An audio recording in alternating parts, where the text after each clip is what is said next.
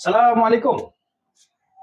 Pagi ni kita akan buat proses polish balik cincin yang ada dalam showroom. Sebab apa?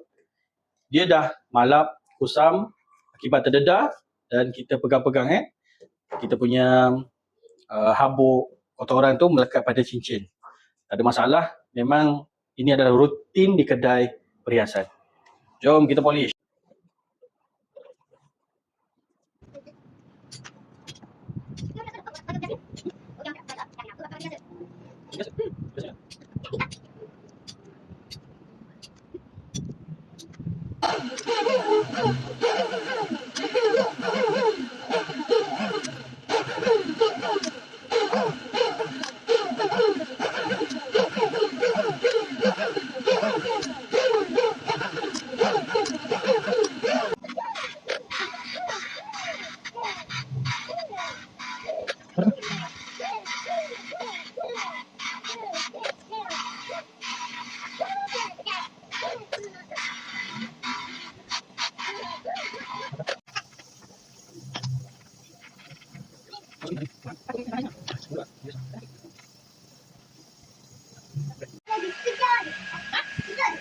Kejap apa?